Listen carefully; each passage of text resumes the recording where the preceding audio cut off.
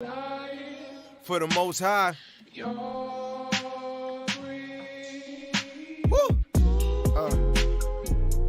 Can't stop thinking about it. 613 laws, statutes, and commandments. If you love the Most High, I think you might want to just keep them. Let's not take away. Let's not make no division.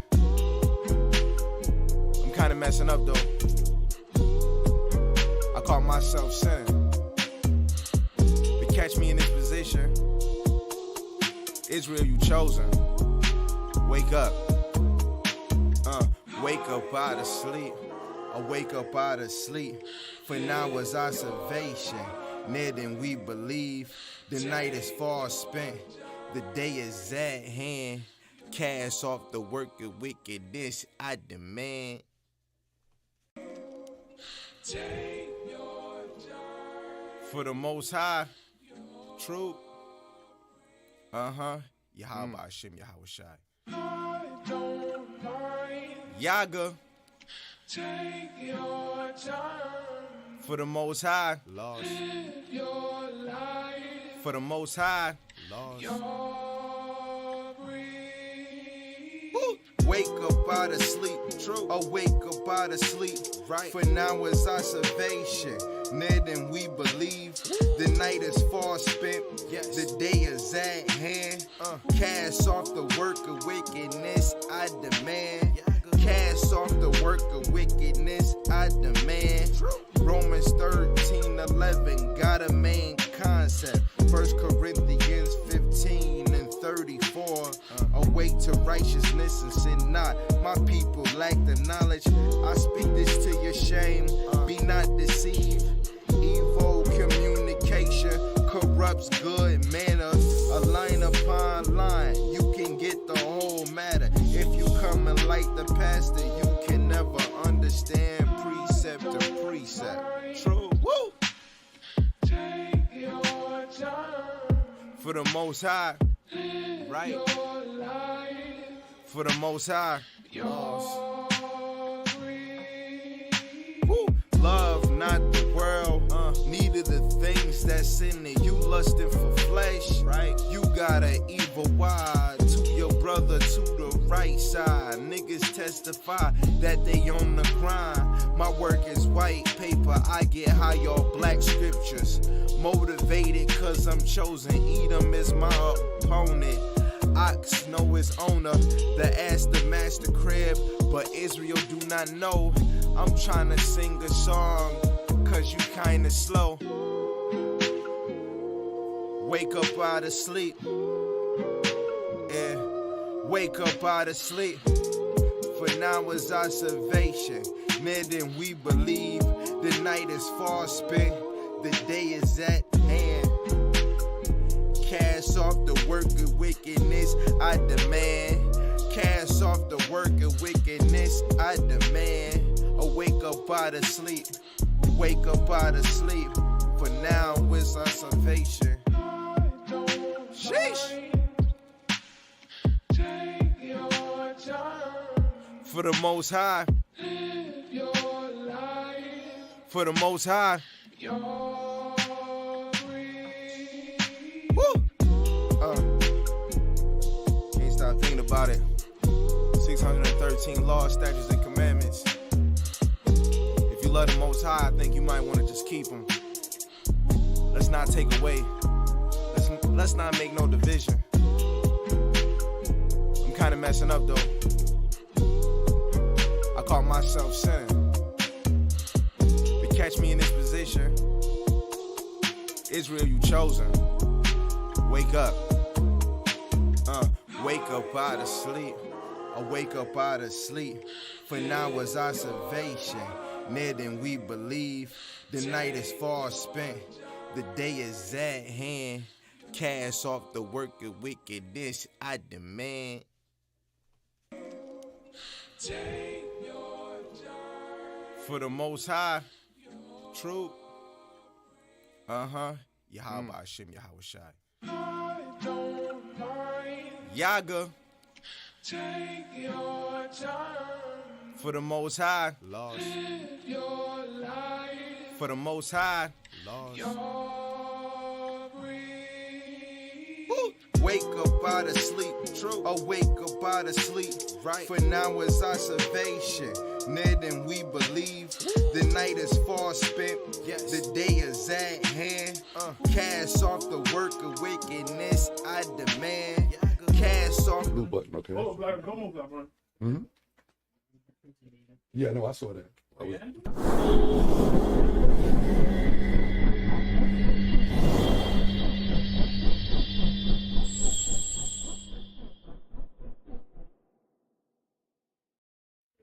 All right, like I say, shalom, shalom to everybody. Shalom to all Israel, as usual. I can say shalom also to the haters too, lovers, okay, strong players, all right, because you're playing your part and your role. But most of all praises to those that love the Most High and those that really want to see the kingdom of the Most High for the children of Israel and our rulership and the downfall of our enemies. So I can say all praises due to the Most High as usual. All praises goes to the Most High and to his son Yahushua HaMashiach. And as we continue to see the prophecies of the Most High being unfolded, we watch, we observe, and see that the Most High is bringing forth the judgment upon our enemies and the resurrection and redemption of Israel. But as usual, I will start my class off with the Psalms to give the Most High his props. And we're going to begin with Psalms 114. And today's topic is going to be more or less of a second part to our class that we started last week, the fall of Egypt. All right? And what the Most High did to ancient Egypt as bringing forth the plagues and the destruction. And like I said, all the plagues that the Most High brought in Egypt was a representation to all the gods of Egypt. All right? The Most High made mockery of their gods to show them that their gods were nothing. And we're going to read about that. I'm going to give you the names of those gods too. All right? So we're going to begin with Psalms 114, the first verse, Psalms 114. Psalms chapter 114 and verse 1. When Israel went out of Egypt, the house of Jacob, from a people of strange language. Right, from a people of strange language were the Egyptians. Because we didn't, we spoke, after a while, we spoke their language, some of us being in the captivity, but that was not our native language. Just like when we were brought here to America, this is not our native language. But when we leave here, we're going to leave here speaking the language of who? The oppressor, the enemy. All right? 99% of us, when we leave here, we're going to speak in English. All right? We're not going to be speaking our Hebrew language. But when we go back into our homeland, the Most High is going to return that pure language back unto us. All right? Continue. Verse 2. Judah was his sanctuary, and Israel his dominion. Right. So Judah was his sanctuary, and Israel his dominion. All right? Continue. The sea saw it and fled. Jordan was driven back. Right. The sea saw it, the Red Sea. Jordan was fled back when Joshua parted the Jordan. Okay, go ahead. The mountains skipped like rams, and the little hills like lambs. Right, in the presence of the Most High, when he did all his works that he did for us in the desert, in the wilderness.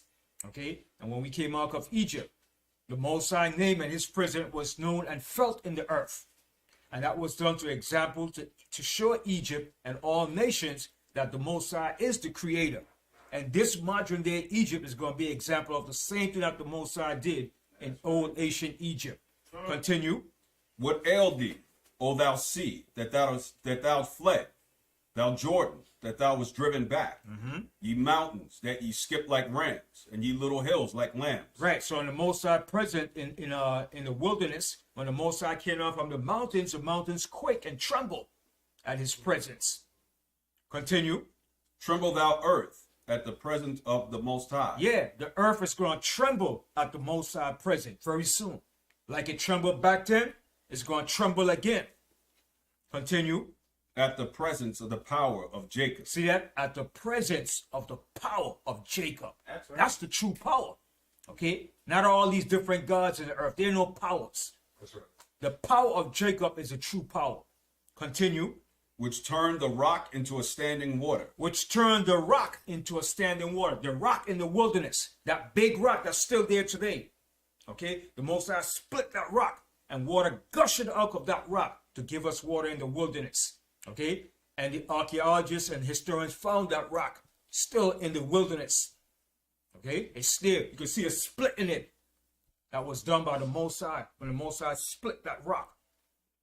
And that's the rock too that Moses got Moses got some heat from, because when Moses struck the rock, he didn't give the Most High no props. But Israel forced Moses to do that because they got him angry. So when Moses struck the rock, he didn't give the Most High no credit, and pray. The Most High said, "What? Moses, sorry, buddy, but you're not going into the promised land. You're going to see it from above, but you're not going in." But Moses was he was old. He did his duty. He did his job. So the Most High was going to replace him with a successor to finish the job, because Moses did his job. He did his part. Right? Remember, he was 120 at that time. So he's old. So the Most High said, "I got somebody young coming in to replace you. And when he comes in, he's going to finish this job." And when Joshua got in there, Joshua didn't play no games, man. Okay? You thought Moses was rough? Joshua was rougher, man. Joshua didn't play around, man. Okay? Because he was younger. All right? Continue reading on. Which turned the rock into a standing water, the flint into a fountain of waters. Right, and he turned the flint into fountains of water. And flint is a hard rock. Okay? But the Most High split that rock and caused water to gush off of that rock. So people might say, how could he do that? Water can't gush off from a rock. But the Most High, nothing is impossible. Okay? Because it's all elements. Everything comes from the elements. Solid, water, air. That's all part of the elements that the Most High worked upon. Right? So I want to touch on something that I saw. It was on YouTube. Some fool he was debating Zion Lex about Deuteronomy 28:68 is not referring to the transatlantic slavery. How stupid can you be? Okay? But that's because they don't want to acknowledge that we're the children of Israel. But in that whole chapter, the Most High is letting you know all the things that's going to happen to us.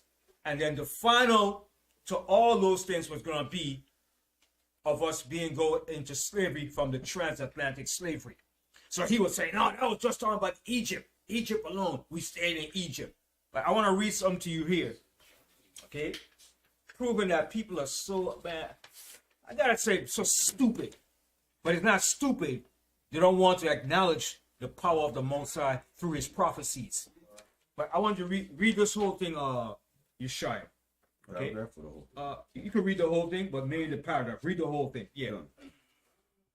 It says Afro-Abkhazians. So these are African, what is it called? Afro-Abkhazians. Abkhazians that live in Turkey. These are black people, Israelites that live in Turkey. And you're going to find out how they got into Turkey. It was through that the transatlantic slavery, fulfilling Deuteronomy 28:68. And we're going to read about it. Continue. Afro-Abkhazians are a group of black Caucasians that occupy Eastern Europe in the Abkhazia We region. call them Caucasians because that area was the area where Esau used to live, in the Caucasus. All right? So black people used to live in that area before Esau was up in that area. Right. Okay? Because Esau came from where? From Georgia. Actually, before he was pushed up there, he was in where? Mount Seir. Then he was pushed up into that area. Okay, up in the Caucasus. All right, go ahead. Some believe that hundreds of enslaved people were transported to the village of Adzubia in the 17th century during the slave trade to work specifically on citrus plantations. See, in the 17th century, they believe. They don't believe, it's a fact. See, but the historians got to put in doubtful disputation in certain writings to make you think it's not real. But it did happen. Okay, they were shipped into Turkey during the 1700s to work on citrus plantations, just like we did all throughout the country, whether it's sugarcane, cotton, okay, you name it. We were shipped on all forms of plantations, working the field. Continue. It's a theory that could be true, as Abkhazia was indirectly under Turkish rule under the Ottoman Empire for at least 300 years. Right, because when the Ottoman Turkish Empire ruled from 1453, they ruled and they took over the earth. And they became known also as the Roman Empire, the revised Roman Empire. Continue. Beginning in the late 1500s. The discrepancies with this theory are, geographically speaking, Abkhazia is a difficult area to reach, and it's unclear if Abkhazia was technically under Ottoman rule. It was under the Ottoman Turkish rule. all the area of Turkey, Egypt, parts of Jordan and all those areas, going back up into Europe, that was all surrounded by the Turkish Ottoman Empire. Continue. But given context clues of the region during this time, bordering country Armenia was under Turkish. Historians believe the enslaved were via Egypt. Through Egypt. Egypt was the transportation era that the slaves were being brought from that era. Okay? So they said, Deuteronomy 28 is only talking about Egypt. We were sold into Egypt. But it's going to tell you what role Egypt played during that time period. Continue. Historians believe the enslaved were via Egypt. Via Egypt. Go ahead. Which was also under Turkish rule at that time. See, which was under the Turkish Ottoman Empire rule. Continue. Egypt served as a slave trading center during this time. See, Egypt served as a what? Slave trading center. A slave trading center at that particular time. Continue. Which supports the theory that people of African descent were brought over as slaves. Go ahead. The other theory among scholars is that the Afro-Abkhazians were descendants of the ancient Colchians. The Colchians that live in Turkey. All right, go ahead. People who lived in Colchis, which is now considered present-day Abkhazia. Right, and they live in Turkey, in the land of Turkey. And one of our brother, Parazal, was over in Turkey, and he met some of them because he lived in Turkey for about 2 years. Okay, because remember, Asia Minor, when you read in the scriptures, was in Turkey. That's right. The churches, the 7 churches was in Turkey, was located in Turkey. And that's where Paul went to teach a lot of Israelites that was living in that area. Continue. Ancient Greek historian Herodotus was reportedly the first to note that black people occupied the region as early as the 5th century BC during a visit. That's a fact, and he's right. Continue. Transatlantic slave trade, Deuteronomy 28:68. In his early claims and analysis, he reportedly stated, I have drawn some conclusions on the basis of marks, for they are dark and have curly hair, when referring to Afro-Abkhazians. Little remains known about the history of Afro-Abkhazians exists today. Those who remain are, that's it. And that's it. So that fulfilled Deuteronomy 28:68. So you can't get around Deuteronomy 28:68 because even in the 64th verse, the Most High tells you he will scatter us into the 4 corners of the earth. So if the Most High is going to scatter us, how come when you get to the 68th verse, you're going to say that's not referring to this transatlantic slave trade? You understand? But it's just the stupidity and the minds of people don't want to acknowledge who we are as Israelites and what the Most High said would happen to us. So that cuts that. But read Deuteronomy 28:64. All right, you sure? Deuteronomy chapter 28, verse 64. And the Most High shall scatter thee among all the people from one end of the earth even unto the other. See, that was building up to the 68th verse, which was going to lead to the transatlantic slave trade. Continue. And there thou shalt serve other gods. And that's what we have been doing since we were brought to this side of the world. Continue. Which neither thou nor thy fathers have known, even wood and stone. And among these nations thou shalt find no ease. So amongst all these nations that we have been scattered into, we have not found no ease. Okay? No ease amongst these nations. Go ahead. Neither shall the sole of thy foot have rest. Neither shall the sole of our foot have rest. We're not going to have no rest. Working, all right? Slaving, paying taxes, being oppressed, struggling. Continue. But Yahweh shall give thee there a trembling heart, and failing of eyes, and sorrow of mind. All right. That was it on that, right? Yeah. Okay, that's it. Okay. So the 68th verse was a fulfillment of all the curses that the Most High spake was going to happen to us.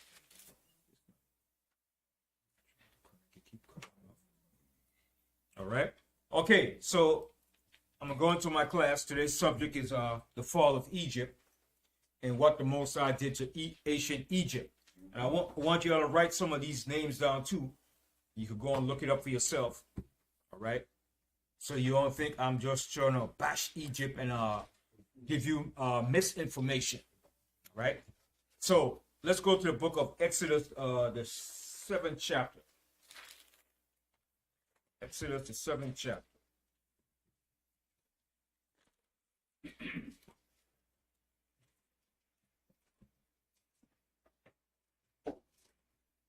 Exodus 7 and start from the first verse. Exodus 7 and 1. Exodus chapter 7 and verse 1. And the Most High said unto Moses, See, I have made thee a god to Pharaoh, and Aaron thy brother shall be thy prophet. Thou shalt speak all that I command thee. And Aaron thy brother shall speak unto Pharaoh, that he send the children of Israel out of his land. Right. So we were strangers in the land of Egypt. So the Most High sent he sent Moses to speak to Pharaoh, because Pharaoh was hardened.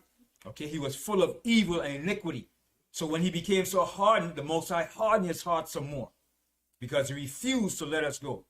If you have slaves in your country and they're building up your country and your economy, would you let them go? No. He said, no. I need these slaves to build up Egypt. That's what you're here for. That's what we're here in America for. America became rich off of us. So why would I let the slaves go when I could have free, cheap labor? Let the slaves work. And that's the idea that Egypt felt. When they took back Egypt from the Hyksos, and they started in Egypt, they said, we got our slaves there now. That's what the new king that came said. He said the new king said he knew not Joseph. He didn't regard Joseph. So he said, you know what? What I'm going to do? I'm going to enslave the children of Israel and let them rebuild up Egypt again, all over again. Continue. Exodus 7 and 3. And I will harden Pharaoh's heart and multiply my signs and my wonders in the land of Egypt. So the Most High is going to harden Pharaoh's heart. Continue. But Pharaoh shall not hearken unto you, that I may lay my hand upon Egypt and bring forth mine armies and my people, the children of Israel, out of the land of Egypt by great judgments. See, by the Most High's great judgments. That's the same thing the Most High is going to do to America. He's going to send forth his great judgments on this country. Right? Continue. And the Egyptians shall know that I am the Most High. And they knew that afterwards. Just like America is going to know the Most High is the power when the Most High is finished judging America. Right. Continue. When I stretch forth my hand upon Egypt and bring out the children of Israel from among them. And Moses and Aaron did as the Most High commanded them. So did they. And Moses was 80 years old, and Aaron 83 years old. So the reason why the Most High put this age here, because this was according to the length of our captivity in Egypt. 80 years of slavery in Egypt. Moses was 80 because Moses was born in the slavery. The slavery started with Egypt, with Moses, and it ended with Moses. The slavery did not begin with nobody else. The slavery didn't begin with Joseph, nor did it begin with Jacob. The slavery started with Moses when he was born, and it ended when Moses led us out of Egypt, which was 80 years. That's why the Most High have it there. We spent 215 years in Egypt. Okay? And out of that 215 years, 80 years of it was hardcore slavery in bondage. Okay? The other 215 years was in the land of Canaan with Abraham, Isaac, and Jacob. Then the other 215 years began when Jacob went down into Egypt to the Exodus with Moses. That's the other 215 years, which gives you 430 years put together. Right. So the 215 years that we spent in Egypt, out of that 215 years, 80 years of it was slavery, not 400 years of slavery. Right. Okay? Because the 18th dynasty of Egypt only lasted for 255 years. 255 years. You can't get 400 years of slavery if that dynasty lasted for 255 years. That's right. Okay? It's impossible. And if anybody want to check it out, go check it out. Go back and Google anything. Google, when did the 18th dynasty of Egypt lasted? How long did it last? And you will see. 255 years. It started with Ammuz and it ended with Horemheb, the last pharaoh of Egypt. Okay? So you can't get 400 years of slavery if that dynasty lasts for 255 years. That's why the Most High had Moses and Aaron age right here at the age of 80 and 83. Okay? Continue. Verse 6. And Moses and Aaron did as the Most High commanded, so did they. And Moses was 80 years old, and Aaron 83 years old, when they spake unto Pharaoh. And the Most High spake unto Moses and unto Aaron, saying, When Pharaoh shall speak unto you, saying, Show a miracle for you, then thou shalt say unto Aaron, Take thy rod, and cast it before Pharaoh, and it shall become a serpent. Okay, so when we read this here, you see the word serpent, but it wasn't a serpent. Because when you go back to the Hebrew root word, it doesn't say serpent. Okay? I'm going to hit you with something. I saw this on Zion Lex, and I saw it, and he was right. It turned into a crocodile. Because what was the Most High doing? He was making mockery of the Egyptian god. Okay? The Egyptian had a god called Sebek. I'll spell it for you. S-E-B-E-K. Or it could be spelled Sobek. S-O-B-E-K.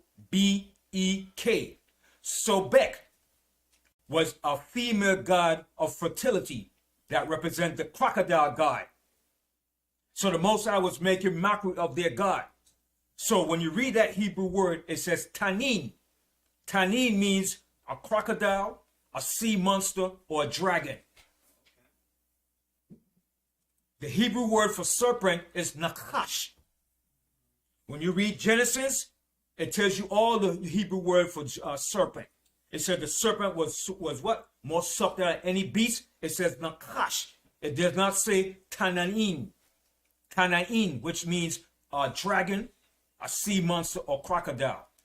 When you read this here in Hebrew, it says tanain, which means a crocodile. Okay? When you go to Ezekiel 29, it says the same thing about Pharaoh. The Most High called him a dragon. A dragon could also be a crocodile or a sea monster. Okay? And the Most High called him a dragon. A Tanain. Okay? So this here, in this chapter here, it wasn't a serpent. It was a crocodile. So the Most High was making mockery of their god, Sobek. It was a female goddess that wore a crocodile in her head. So the Most High made mockery of them. Okay? And all through this whole chapter, the Most High was making mockery of their gods to show them that their gods are nothing. And who did that in our history? What prophet made mockery of the nation's gods? Elijah. Elijah made mockery. He said, go call upon your gods. And they will call upon, oh, Baal! They're cutting themselves, Baal, gushing blood. And Elijah said, wait a minute, your God must be sleeping. Your God's on a far journey somewhere. He said, call upon your gods. You know, matter of fact, let's read that. Let's go, I'm going to read back to it. Let's go to 1 Kings, the 18th chapter. Elijah said, call upon your gods, man. Your gods, Baal, must be sleeping on a far journey. So Elijah was making mockery of them. And that's the same thing the Most High did to the Egyptian gods. Let's go to 1 Kings, the 18th chapter. I'm coming right back here. 1 Kings 18. And we're going to begin here. Let's begin from the 18th verse. 1 Kings, the 18th chapter and the 18th verse. 1 Kings 18 and 18. And he answered, I have not troubled Israel, but thou and thy father's house, in that ye have forsaken the commandments of the Most High, and thou hast followed Baalim. See what Israel was doing? Following Baalim, the gods of the Canaanites. Okay, continue. Now therefore send and gather to me all Israel unto Mount Carmel, and the prophets of Baal 450, and the prophets of the groves 400, which eat at Jezebel's table. Right. So Jezebel was a wicked woman. Okay, wicked. And he was following over after Jezebel. So he said, call the prophets of Baal. Call all the prophets of Baal. So Elijah had a contest with them at Mount Carmel to prove them that their gods are no gods. Continue. Verse 20. So Ahab sent unto all the children of Israel, and gathered the prophets together unto Mount Carmel. And Elijah came unto all the people, and said, how long halt ye between two opinions? So Elijah said, how long are you going to be between two opinions? Who are you going to choose? You going to choose the gods of the Canaanites, or you going to choose the Most High? Because Israel famous for that. The Most High said we had a harlot's forehead, always chasing after other gods that are no gods. Continue. If the Most High be God, follow him. Yeah, if the Most High is the Most High, follow the Most High. Don't follow no other gods. Continue. But if Baal, then follow him. But if Baal is a true God, then you follow Baal. And Elijah is going to prove to them that Baal was nothing. And that's what the Most High did to Egypt. Continue. And the people answered him not a word. So the people didn't answer. You know Israel, stubborn and rebellious. Oh yeah, who Elijah think he is? Elijah think he's the Most High spokesperson? Yes, he was. And that's what he's going to prove to Israel. Continue. Then said Elijah unto the people, I, even I only remain, a prophet of the Most High, but Baal's prophets are 450 men. Yeah, Baal had plenty false prophets. So Elijah said, I'm the only one of the most for the Most High. But Baal got all his prophets looking good. Yeah. Okay, go ahead. Let them therefore give us 2 bullocks, and let them choose 1 bullock for themselves, and cut it in pieces, and lay it on wood, and put no fire under. And I will dress the other bullock, and lay it on wood, and put no fire under. And ye call on the name of your God. So Elijah said, no, you call upon the name of your gods. Go call on your gods now. Go ahead.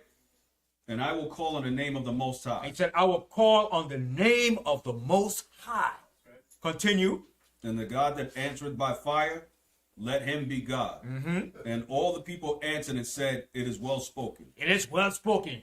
It is well spoken, Elijah. You know, Israel forward and rebellious. Yeah, it's well spoken. Go ahead. And Elijah said unto the prophets of Baal, choose you 1 bullock for yourselves, and dress it first, for ye are many. So he said, so he's starting to make mockery of them. Go get your bullocks, get and dress your bullocks. Go ahead. And call in the name of your gods. And call in the name of your gods. Go ahead. But put no fire under. But he said, don't put no fire under it. Don't put no fire for the sacrifice. Go ahead. And they took the bullock which was given them, and they dressed it, and called on the name of Baal. And in the morning, from the morning, even until noon, saying. See, from morning to noon. Calling on Baal, Baal. Crying out to Baal. Okay? Go ahead. O Baal, hear us. Go Baal, hear us. Hear us, Satan. All right? Go ahead. But there was no voice. But there wasn't no voice. Baal didn't hear. Baal didn't respond to them. Go ahead. Nor any that answered.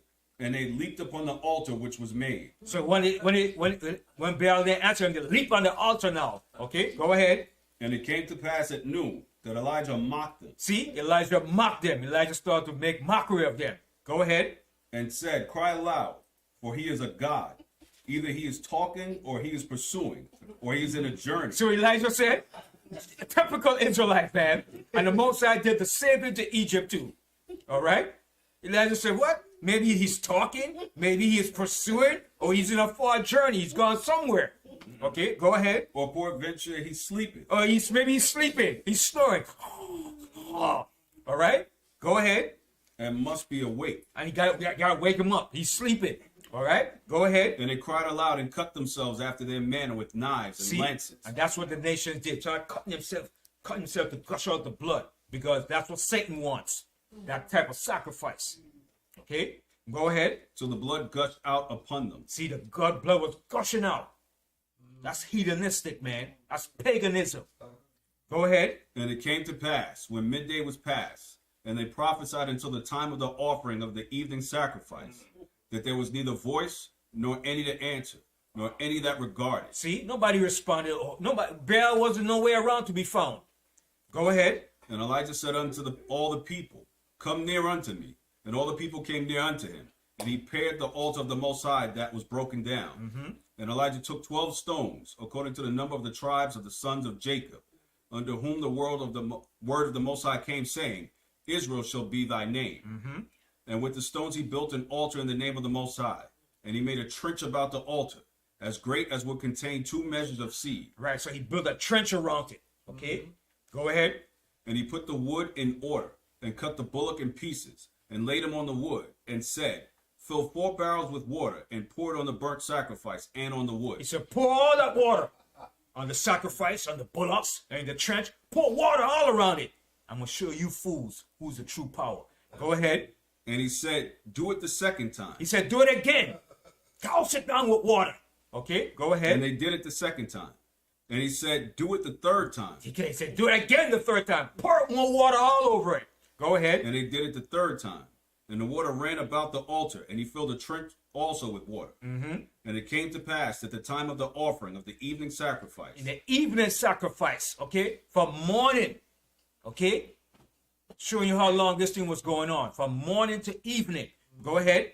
That Elijah the prophet came near and said, the Most High power of Abraham, Isaac, and of Israel. So he said, the Most High power of Abraham, Isaac, and Jacob. The power of Abraham, Isaac, and Jacob. Go ahead. Let it be known this day that thou art the Most High in Israel, and that I am thy servant, and that I have done all these things at thy word. Hear me, O Most High, hear me, that this people may know that thou art the Most High power, and thou hast turned their hearts back again. Then the fire of the Most High fell and consumed the burnt sacrifice, and the wood, and the stones, and the dust, and licked up the water that was in the trench. So the Most High fire did, it licked everything up. Lick it up. Burn everything up, man. Okay, go ahead. And when all the people saw it, they fell on their faces, and they said, the Most High, he is the power. Yeah, see? And the whole world's going to know the Most High is the power when he's finished with America. Just like he did to Egypt. Go ahead. The Most High, he is the power. Most High, he is the power. Ain't no other power besides the Most High. Continue. And Elijah said unto them, take the prophets of Baal, let none of them escape. So he said, take all the prophets of Baal. Don't let nobody escape. Go ahead. And they took them. And Elijah brought them down to the brook Kishon and slew them there. And Elijah slew them, slew their behinds. Get rid of them. Continue. And Elijah said unto Ahab, get thee up, eat and drink, for there is a sound of abundance of rain. All right. So that's it on that. Okay. So let's go back to Exodus now. Okay. We left off in verse 10.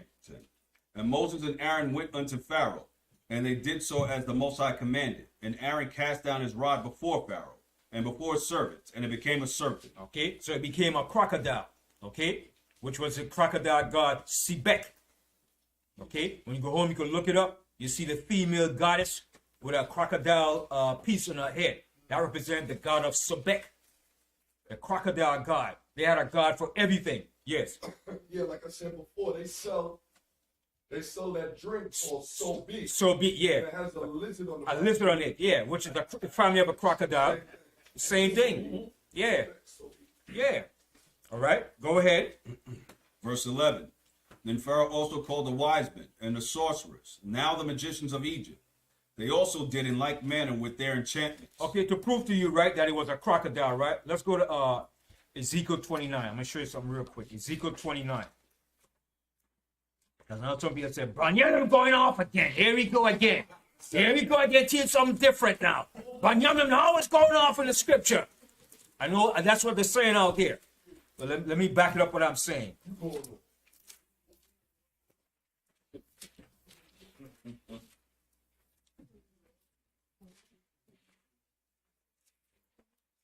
Ezekiel 29 and start from the first verse here. Ezekiel chapter 29 and verse 1. In the 10th year, in the 10th month, in the 12th day of the month, the word of the Most High came unto me, saying, Son of man, set thy face against Pharaoh, king of Egypt, and prophesy against him, and against all Egypt. Speak and say, Thus saith the Most High power, Behold, I am against thee, Pharaoh, king of Egypt, the great dragon. See that word there? The great dragon is Tanaim, which means a crocodile, not serpent. Okay, go ahead. That lieth in the midst of his rivers. And what was in the rivers of Egypt? Crocodiles, not dragon, but that's what you call a crocodile, a dragon, a sea monster. The Nile River was famous for its crocodile. Okay, when you look up that Hebrew word there, it says Tanaim. Okay, we say in our Hebrew Tanayam, which means plural for dragon or crocodile. Tanayam. The so-called Jews or Old Testament Israel say Tanaim. Tanaim, which means a crocodile. Okay, continue reading on. The great dragon that lieth in the midst of his rivers. See, the great dragon, which is the crocodile, go ahead. Which hath said, My river is mine own. And that's what the Pharaoh said. The river is mine, the Nile River. Continue. And I have made it for myself. And I have made it for myself. Go ahead. But I will put hooks in thy jaws, and I will cause the fish of thy rivers to stick unto thy scales, and I will bring thee up out of the midst of thy rivers, and all the fish of thy rivers shall stick unto thy scales. So the Most High was going to turn his own people against him too, and he was going to bring the king of Babylon against him. But when you read this chapter, you see he's speaking about the king of Egypt, and he was called that dragon. And that dragon represents the crocodile that lives in the Nile River. Okay? Whenever you see dragon, sea monster, it represents a crocodile. Okay? And Right. that Hebrew word there is not serpent. Serpent, when you go to Genesis, the 2nd chapter, and all to your different chapter, in Genesis, the 3rd chapter, when you see the word serpent, it's nakash, which means serpent. You want to say something, Shai? Yeah, the Strong's Concordance number for that in that verse is H8577. Tanaim. Right. And what it says, what it says. It says the second form used in intensive form, marine or land monster. See, a marine or land monster, which is a crocodile. It's an aquatic creature. Okay? That's what they call a monster or a dragon, a crocodile. Okay? Not a serpent. Right? When you read any part in the scripture, you see a serpent, it says nakash. That's the Hebrew word for serpent. Right? Like I said, you go back to Genesis. As a matter of fact, let's go real quick.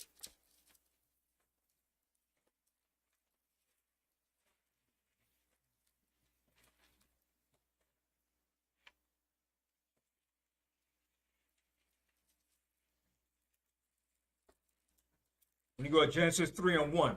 Right, let's read Genesis 3 and 1. Genesis chapter 3 and verse 1. Now the serpent was more subtle than any beast of the field. And when you look up that word in the Hebrew right there, it says nakash. Okay, go ahead. Which the Most High Power had made. And he said unto the woman, Yea, hath the Most High said, Ye shall not eat of every tree of the garden? And the woman said unto the serpent. And the same word there again is nakash. All throughout this whole chapter, that Hebrew word there is nakash. Okay, continue.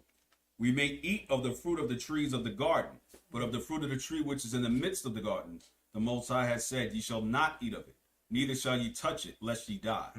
And the serpent said unto the woman, Ye shall not surely die. Okay, and that whole chapter, the Hebrew word there is nakash. Okay, but when you get to Exodus 7, it doesn't say nakash in the Hebrew. Okay, so Banyama is not going off. Just got to go back to Hebrew and read the Hebrew and see what it says in the Hebrew. But they put serpent because that's the closest form they could use at that particular time. Anything represents like a serpent-like family or reptilian family. Have the Hebrew for that too. Right. You got the Hebrew? In Genesis 3 and 1, it's H5175. Nachash. A snake. A snake, a serpent. Okay, so let's go back to Exodus 7. All right, and we left off the 12th verse, right? Exodus chapter 7 and verse 12. For they cast down every man his rod, and they became serpents. But Aaron's rod swallowed up their rods. And he hardened Pharaoh's heart, that he hearkened not unto them, as the Most High had said. And the Most High said unto Moses, Pharaoh's heart is hardened. Right, because he already had evil intent. So what the Most High did, the Most High said, since you already have that evil intent, I'm going to make you stubborn now. Since you don't want to reverence and respect me, I'm going to harden your heart more. Because he already had the evil intent already to do evil against us. They didn't like us. They didn't like us, man. Okay? And that's why when you read in the beginning part when Joseph was down in Egypt, right before the Hyksos got expelled, and a moose came and expelled the Hyksos, what did Joseph tell the Pharaoh? What did he tell his brothers to tell the Pharaoh? He told them something specifically. Joseph told his brothers, when you go before Pharaoh, tell the Pharaoh that you're what? You're shepherds. Why? That's abomination to the Egyptians. It was the abomination to the Egyptian, but it was not to the Hyksos. Right. Because the Hyksos were shepherd kings or foreign rulers. So the Hyksos were still ruling at that time when Joseph was in Egypt. Okay, so that's why he told his brothers, when you go before Pharaoh, said you're shepherds, so he could put you where? In the best of the land, which is in where? In Goshen. But the ancient Egyptians didn't like shepherds. To them, it was an abomination. So why would Joseph tell his brothers to tell the Pharaoh, you're shepherds? Would that make sense if the Egyptians hated shepherds? Then I put us somewhere else. But Joseph says, listen, when you go before Pharaoh, tell him that your occupation, that you're shepherds. Because the Hyksos was doing the same thing too. Okay? And the Hyksos will put them in the best of the most fertile land in Egypt, which was in Goshen. And the Hyksos were living right in the same area called Avaris. Okay, the Hyksos ruled Egypt for 200 years. Then when Tammuz came in, he kicked the Hyksos out. And that was the Pharaoh that knew not Joseph. Remember that. When we were in Egypt at that particular time, the ancient Egyptians were not ruling. When Joseph was ruling in Egypt, the Hyksos were still in Egypt at that particular time. Okay, and the Hyksos was known as foreign rulers of Egypt that took over Egypt. And that was the lowest point in Egyptian history. They hated that because the Hyksos put a whipping in there behind. And when Tammuz came in, he said, oh no, I don't care if Joseph is in here. You got to go. You Negroes got to go in slavery. Okay? So let's continue. Verse 15. Get thee unto Pharaoh in the morning. Lo, he goeth out unto the water, and thou shalt stand by the river's brink against thee come. And the rod which was turned to a serpent shalt thou take in thine hand. And thou shalt say unto him, the Most High Power of the Hebrews hath sent me unto thee, saying, let my people go, that they may serve me in the wilderness. And behold, hitherto thou wouldest not hear. So he became hardened and stubborn, rebellious. Go ahead. Thus saith the Most High, in this thou shalt know that I am the Most High. Behold, I will smite with the rod that is mine in the hand upon the waters, which are in the river, and they shall be turned to blood. Okay, so now, and the Most High turned the river into blood. Okay, now, why did the Most High turn the river into blood? Because the Egyptian had a god over the Nile that was called Hapi. It's spelled Hapi. Hapi. Hapi was the god of the Nile. So the Most High started to make mockery. So the Most High said, okay, you got a god over the Nile River? I'm going to turn it to blood. Let's see if Hapi can return back the river to this normal stage. Okay? Hapi was the god. And the name for the river in Egypt is Iteru. Iteru, which is the Nile River. But the god over that river was the god Hapi. Hapi. So the Most High turned the river into blood to make mockery of their God. Continue. Verse 18. And the fish that is in the river shall die, and the river shall stink, and the Egyptians shall loathe to drink the water of the river. And the Most High spake unto Moses, say unto Aaron, take thy rod, and stretch out thine hand upon the waters of Egypt, upon their streams, upon their rivers, and upon their ponds, and upon their pools of water, that they may become blood. So everything became blood. Everything. So the Most High gave him blood to drink. Continue. And that there may be blood throughout all the land of Egypt. See, there was blood all throughout the land of Egypt. Every vessel that they thought they was going to get fresh water was blood. And their God Hapi couldn't do nothing against it. Go ahead. Both in vessels of wood and in vessels of stone. Check that out. Most High Shem, who's the power? Who's the man? Right. Continue. And Moses and Aaron did so, as the Most High commanded. And he lifted up the rod and smote the waters that were in the river, in the sight of Pharaoh, and in the sight of his servants. And all the waters that were in the river were turned to blood. Turned to blood. Okay, go ahead. And the fish that was in the river died, and the river stank, and the Egyptians could not drink the water of the river. And there was blood throughout all the land of Egypt. And the magicians of Egypt did so with their enchantments. And Pharaoh's heart was hardened, neither did he hearken unto them as the Most High had said. And Pharaoh turned and went into his house, neither did he set his heart to this also. He was still rebellious and hard. Continue. And all the Egyptians digged round about the river for water to drink. So they were digging around, digging so they could get fresh water to drink. Because you know, it's hot in Egypt. And if you can't get no fresh drinking water, that's a bad thing, man. You got to drink blood for water. So the Most High said, I'm going to fix you. Okay? So they were digging, trying to get fresh water. And everywhere they dig, blood just keep coming up. Continue. For they could not drink of the water of the river. And 7 days were fulfilled. After that, the Most High had smitten the river. Right, 7 days. So remember, this was all a build up to what? To the Exodus, the Passover. So this wasn't years. This was weeks, about a whole month. This was weeks leading up to the Passover. Right? And the Most High was bringing those plagues back to back, back to back. Okay? Continue reading on. Exodus chapter 8 and verse 1. And the Most High spake unto Moses, Go unto Pharaoh, and say unto him, Thus saith the Most High, Let my people go, that they may serve me. And if thou refuse to let them go, behold, I will smite all thy borders with frogs. And the frogs, the Most High smite them with frogs. This is another female god, Heket. Okay? This is a female god with a frog head. Okay? I'll spell it for you. Heket is spelled Heket. This was the frog god of fertility. Okay? Heket, the fertility god of Egypt. So the Most High was doing to make mockery of them when he brought the frogs. Continue. Verse 3. And the river shall bring forth frogs abundantly, which shall go up and come into thine house, and into thy bedchamber, and upon thy bed, and into the house of thy servants, and upon thy people. So frogs was everywhere, jumping all over. Jumping in the bed, out of the bed. Frogs looking at you and smiling. And you know the Egyptians were proud. They were some proud people.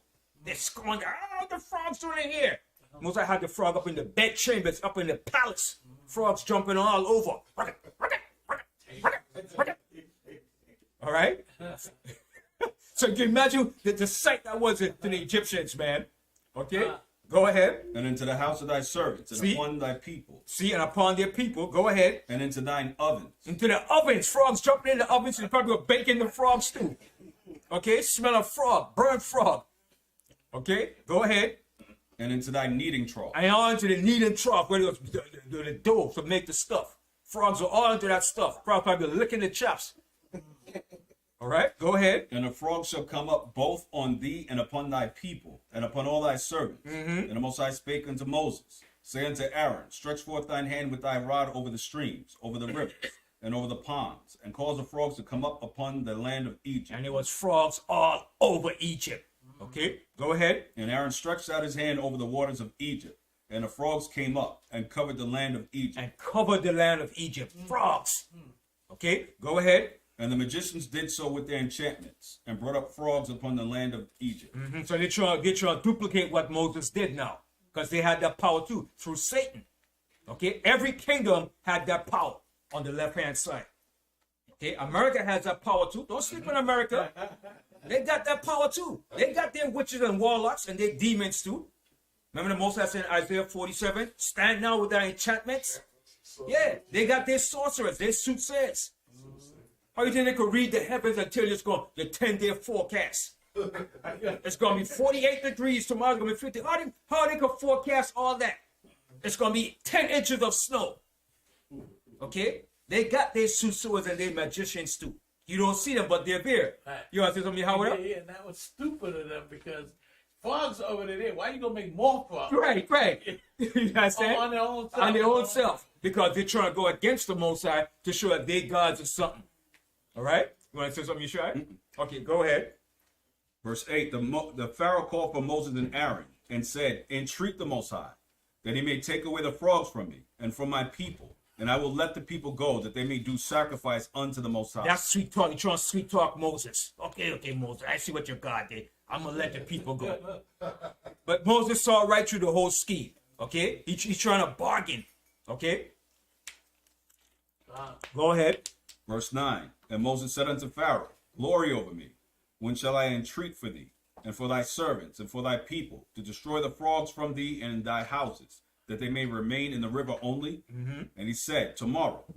And he said, Be it according to thy word, that thou mayest know that there is none like unto the power of our Savior. See? And Moses said, you don't know that there's no power like unto the Most High our power. Go ahead. And the frogs shall depart from thee, and from thy houses, and from thy servants, and from thy people. They shall remain in the river only. And Moses and Aaron went out from Pharaoh. And Moses cried unto the Most High because of the frogs which he had brought against Pharaoh. And the Most High did according to the word of Moses. And the frogs died out of their houses, out of the villages, and out of the fields. And they gathered them together upon heaps, and the land stank. Stink.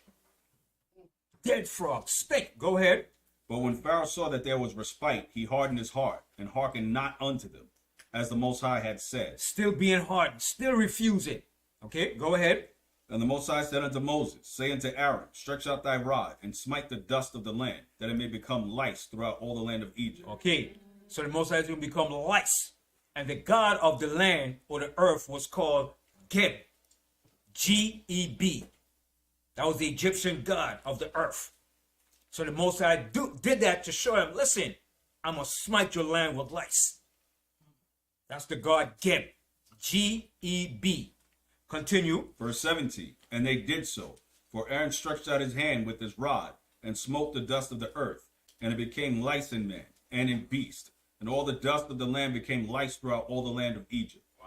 And the magicians did so with their enchantments to bring forth lice, but they could not. But they couldn't. They're trying their best. Okay? With their foolish self, man. Go ahead. So there was lice upon man and upon beast. Then the magician said unto Pharaoh, this is the finger of the Most High. So Daniel realized, now listen, man, Pharaoh, this is the hand of the Most High. Stop this foolishness, man. They said, what you doing, man? You're destroying us. We see now this is the finger of the Most High. Because all nations knew about the Most High, but did they regard the Most High? Okay? How did they know about the Most High? Through their fathers, Noah. Okay? Right. They knew about the Most High. Every nation. But everybody wants to go about doing things their own way. Right. Okay? And the Most High is going to show the whole entire world. It's not what you want to do. It's what I want. That's right. But the Most High gave us first his dealings with us and his laws and his commandments to know the Most High. Then our job was supposed to teach the nations the way of the Most High. Okay? Continue. And Pharaoh's heart was hardened, and he hearkened not unto them, as the Most High had said. And the Most High said unto Moses, rise up early in the morning, and stand before Pharaoh. Lo, he cometh forth to the water. And say unto him, thus saith the Most High, let my people go, that they may serve me. Else, if thou wilt not let my people go, behold, I will send swarms of flies upon thee. See? Now the swarms of flies represents the god Kepri. Okay, I'll spell it. It's K-H-E-P-R-I. This was the Egyptian god of creation and movement of the sun. Right? That was the god Kepri. K-H-E-P-R-I.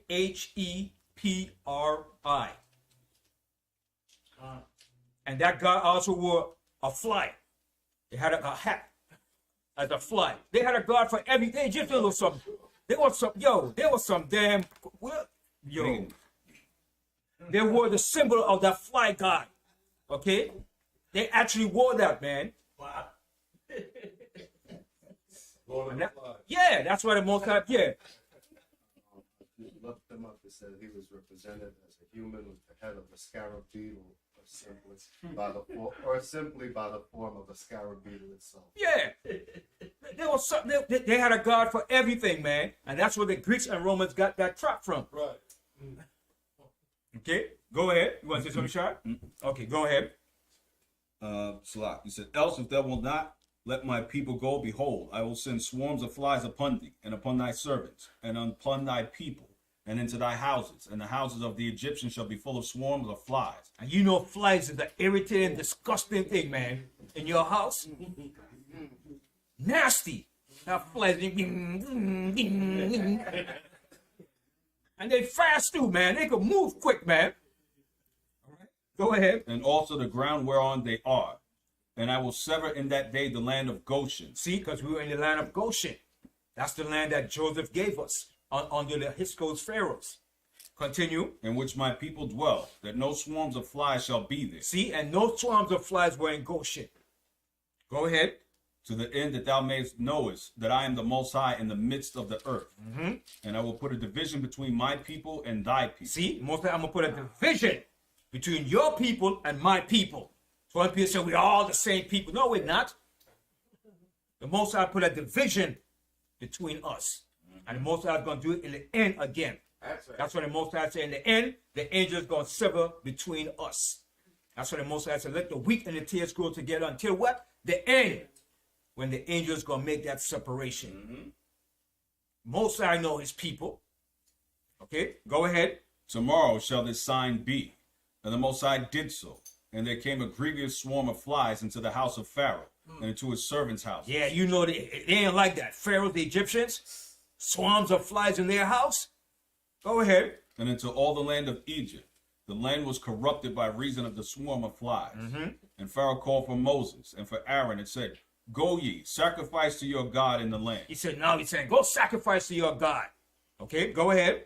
And Moses said, "It is not meet so to do, for we shall sacrifice the abomination of the Egyptians unto the Most High our power.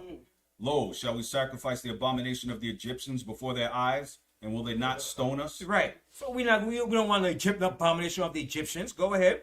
We will go 3 days' journey into the wilderness, and sacrifice unto the Most High our power, and he shall command us." And Pharaoh said, "I will let you go, that ye may sacrifice unto the Most High your power in the wilderness. Only you shall not go very far away. Entreat for me." See what he's saying? Now he's so arrogant. You ain't gonna get far anyway. You're prideful, man. Egypt, all nations were prideful when it came to the children of Israel. Okay, go ahead. Verse 29. And Moses said, "Behold, I go out from thee, and I will entreat the Most High that the swarms of flies may depart from Pharaoh, from his servants, and from his people tomorrow. But let not Pharaoh deal deceitfully any more." See, because he was still being deceitful. Go ahead. "And not letting the people go to sacrifice to the Most High." And Moses went out from Pharaoh and entreated the Most High. And the Most High did according to the word of Moses. And he removed the swarm of flies from Pharaoh, from his servants, and from his people. There remained not one. And Pharaoh hardened his heart at this time also. Neither would he let the people go. Still became evil and rebellious, man. Still had that pride and arrogance. Okay, go ahead. Chapter 9, verse 1. Then the Most High said unto Moses, "Go in unto Pharaoh and tell him, Thus saith the Most High, the power of the Hebrews. Let my people go, that they may serve me." So the Most High said, let my people go, the Hebrews, that they may serve me. Go ahead. "For if thou refuse to let them go, and wilt hold them still, behold, the hand of the Most High is upon thy cattle, which is in the field, and upon the horses, upon the asses, upon the camels, upon the oxen, and upon the sheep. There shall be a very grievous murrain." Right, a grievous marriage plague. So this was the god Hathor. Okay, it's spelled Hathor. This was a god. This was an Egyptian goddess of love and protection, and she wore a cow on top of her headdress. Hathor. Okay, the Egyptian god. So the Most High said, "Okay, I'm gonna plague all your livestock of Egypt." She was a god over all the livestock of Egypt. Man, that's like the bull with the head with the moon inside it. Similar to that. Similar to that. Yeah. Okay. They had a god for almost everything, man. Hathor. Okay. That was, and this was the death of the cattle and the livestock. She represents the livestock of Egypt. Okay. Continue. Verse 4. "And the Most High shall sever between the cattle of Israel and the cattle of Egypt. So all cattle live, but there's a plague. Continue. And there shall nothing die of all that is in the children of Israel. And the Most High appointed a set time, saying, Tomorrow the Most High shall do this thing in the land. And the Most High did that thing on the morrow. And all the cattle of Egypt died, but of the cattle of the children of Israel died not one." Not one. Most High plagued every livestock they had in Egypt. So the Most High was doing, he was diminishing the economy, destroying them. All right, go ahead. Verse 7. "And Pharaoh sent, and behold, there was not one of the cattle of the Israelites dead. And the heart of Pharaoh was hardened, and he did not let the people go. He was still hard after all of that. Continue. And the Most High said unto Moses and unto Aaron, Take you handfuls of ashes of the furnace, and let Moses sprinkle it toward the heaven in the sight of Pharaoh. And it shall become small dust in all the land of Egypt, and shall be a boil, breaking forth with blains upon man and upon beasts throughout all the land of Egypt. And they took ashes of the furnace and stood before Pharaoh. And Moses sprinkled it up toward heaven, and it became a boil breaking forth with blains upon man and upon beasts. And the magicians could not stand before Moses because of the boils, for the boil was upon the magicians and upon all the Egyptians. And the Most High hardened the heart of Pharaoh, and he hearkened not unto them, as the Most High had spoken unto Moses. All right. So the boils represents the diseases that the Most High brought. And what the Most High was doing was making mockery of the god Isis. Okay, Isis is spelled I-S-I-S. She was a god of healings and of medicine. Okay, so the Most High brought those plagues to show him that Isis can't heal you now. Go get ISIS to heal you of all these diseases and plagues. Right? Go ahead. Verse 13. And the Most High said unto Moses, Rise up early in the morning, and stand before Pharaoh, and say unto him, Thus saith the Most High power of the Hebrews, Let my people go, that they may serve me. For at this time send all my plagues upon thine heart, and upon thine servants, and upon thy people, that thou mayest know that there is none like me in all the earth. See, and the Most High showing, listen, there's none like me in the earth. You can't get it yet, dude? What's wrong with you? Go ahead. For now I will stretch out my hand, that I may smite thee and thy people with pestilence, and thou shalt be cut off from the earth. And in very deed for this cause have I raised thee up, for to show in thee my power. See, that's what the Most High raised him up, just like he's raised up America. That's right. To show his power in the last days. Okay, go ahead. That my name may be declared throughout all the earth. And the Most High is going to be declared all throughout the earth when he's finished with America. That's right. Okay, go ahead. As yet exalted thyself against my people, that thou wilt not let them go. Behold, tomorrow about this time I will cause it to rain a very grievous hail, such as has not been in Egypt since the foundation thereof until now. Okay, and this hail was against the god Nut. Okay, N-U-T. He was a god for storms. So the Most High said, okay, I'm going to bring a hail against you, and let's see what Nut is going to do. Okay, the Most High was making mockery of all their gods, man. Most High was being methodical, precisely to all of their gods. The Most High is something else, man. You understand? And Israel, we did the same way too. When we get a chance, we will do the same thing. That's what Elijah did. Okay, go ahead. Verse 19. Send therefore now and gather thy cattle, and all that thou hast in the field. For upon every man and beast which shall be found in the field, and shall not be brought home, the hail shall come down upon them, and they shall die. He that feared the word of the Most High among the servants of Pharaoh made his servants and his cattle flee into the houses. And he that regarded not the word of the Most High left his servants and his cattle in the field. So some of the Egyptians took heed to it. Because when they saw it, they said, man, our gods ain't doing nothing for us. This is the finger of the Most High. They realize it. Okay, go ahead. 22. And the Most High said unto Moses, Stretch forth thine hand toward heaven, that there may be hail in the land of Egypt, upon every man, and upon beast, and upon every herb of the field, throughout the land of Egypt. And Moses stretched forth his rod toward heaven, and the Most High sent thunder, and hail, and fire ran along upon the ground. And the Most High rained hail upon the land of Egypt. So there was hail, and fire mingled with the hail, very grievous, such as there was none like in all the land of Egypt since it became a nation. And that was against the god Nut. Okay, go ahead.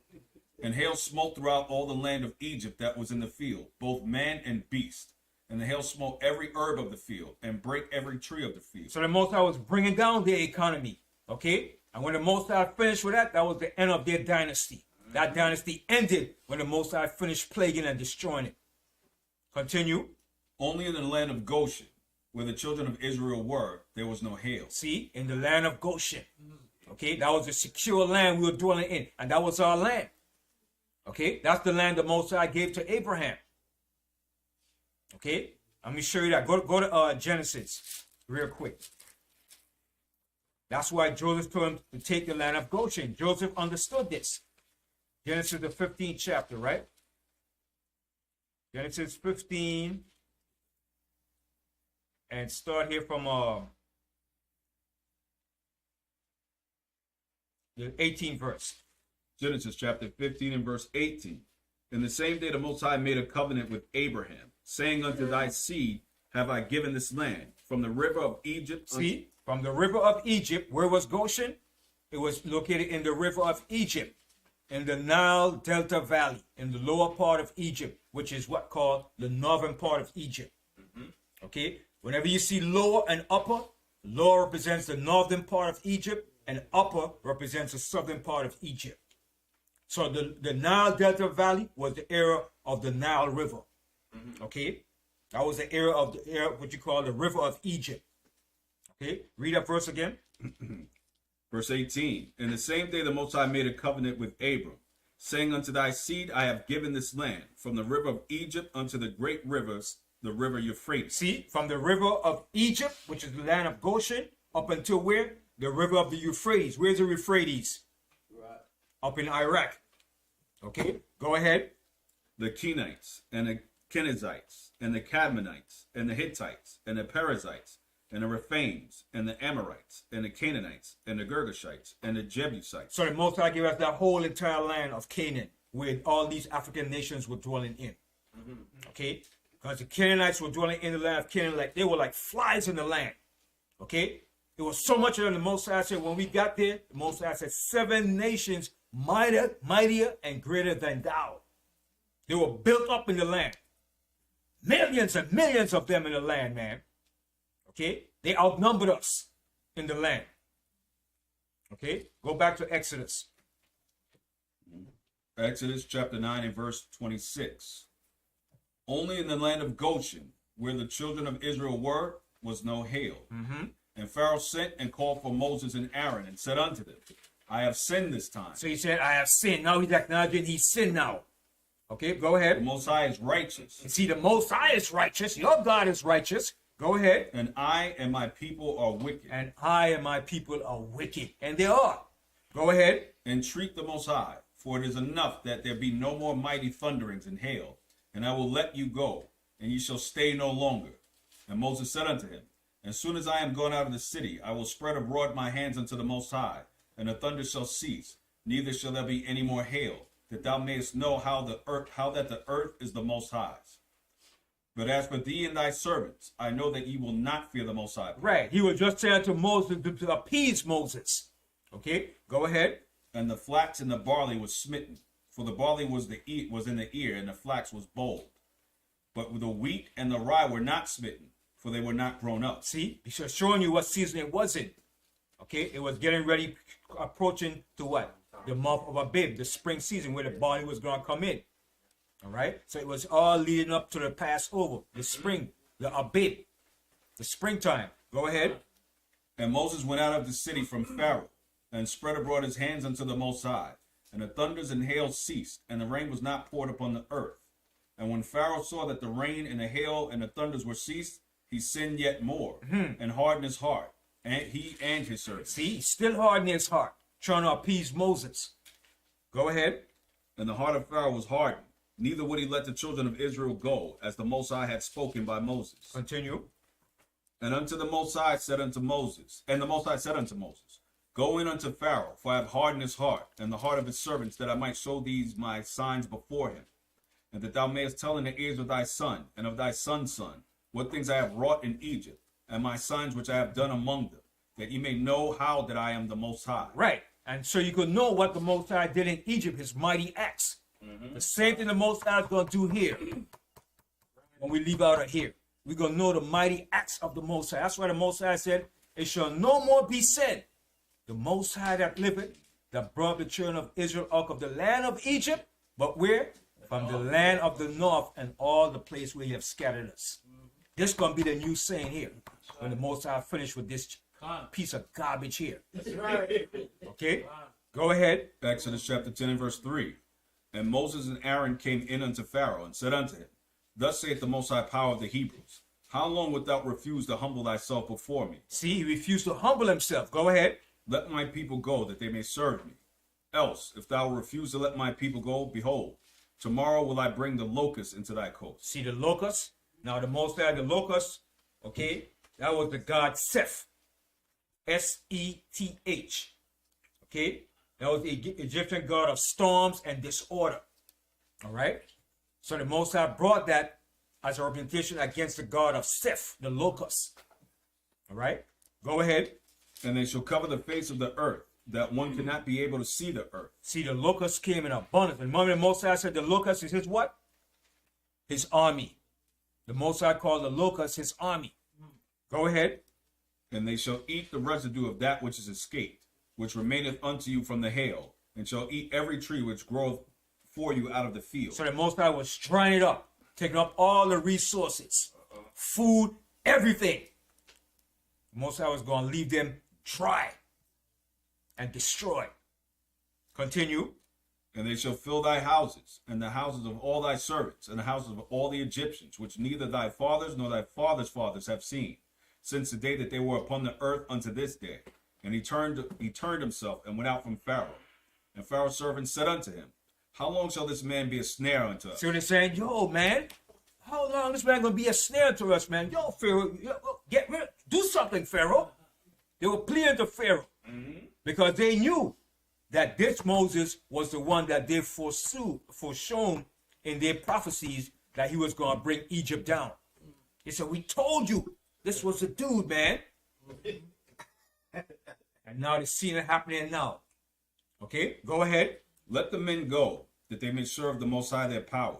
Knowest thou not yet that Egypt is destroyed? He said, man, you can't see Egypt is destroyed now? We're destroyed.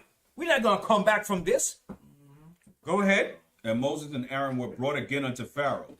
And he said unto them, go serve the Most High your power. But who are they that shall go? He said, well, yeah, you go serve your God, but who's going to follow you and your God? That's what he's saying. Now he's getting smart now. Go ahead. And Moses said, we will go with our young and with our old, with our sons and with our daughters, with our flocks and with our herds. We will go, for we must hold a feast unto the Most High. Which was the Passover. That's right. Okay, go ahead. And he said unto them, let the Most High be so with you, and I will let you go, and your little ones. Look to it, for evil is before you.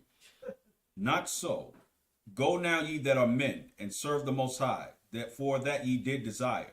And they were driven out from Pharaoh's presence. So Pharaoh said, man, get out of here. Chase them out. Get out of here. All right? They didn't like us, man. Don't think the Egyptians, they didn't like us, man. They had a perpetual hatred for us, just like the white man did too, man. Okay, go ahead. Verse 12.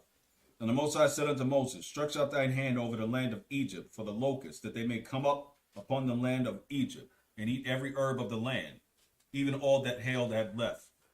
And Moses stretched forth his rod over the land of Egypt, and the Most High brought an east wind upon the land all that day. Right, so the Most High brought that east wind to bring in the locusts. Okay, and that locust came in, man. Okay, because that God said it was representing the storms. He's supposed to control the storms, but he wasn't nowhere to stop and control that storm. Go ahead. And all that night, and when it was morning, the east wind brought the locusts. And the locusts went up all over the land of Egypt, and rested in all the coast of Egypt. Very grievous were they. Before them that were no such locusts as they. Wow. Neither after them shall be such. Right. Go ahead. For they covered the face of the whole earth, so that the land was darkened, and that they did eat every herb of the land and all the fruit of the trees which the hail had left. And that's what locusts do. They eat up all your fruits and your herbs and your vegetation, man. When they start, they don't finish until everything is gone. You're like a parasite when it comes to that, man. Okay, go ahead. And there remained not any green thing in the trees, or the herbs of the field throughout all the land of Egypt. Then Pharaoh called for Moses and Aaron in haste, and he said, I have sinned against the Most High your power and against you. Here you go again now. Proud. Okay, go ahead. Now therefore forgive, I pray thee, my sin only this once, and entreat the Most High your power, that he may take away from me this death only. And he went out from Pharaoh and entreated the Most High. And the Most High turned a mighty strong west wind. So the Most High brought a reverse now, a strong west wind, to push all the locusts out of the land. Okay, go ahead. Which took away the locusts and cast them into the Red Sea. And cast them into the Red Sea. There remained not one locust in all the coast of Egypt. But the Most High hardened Pharaoh's heart, so that he would not let the children of Israel go. See? So the Most High controlled the hearts of men. And a man, Most High said, I'm still harden your heart. You arrogant bastard, you. Go ahead. And the Most High said unto Moses, stretch out thine hand toward heaven, that there may be darkness over the land of Egypt. See it? Darkness. Go ahead. Even darkness which may be felt. See? Darkness. You can feel the darkness. Okay?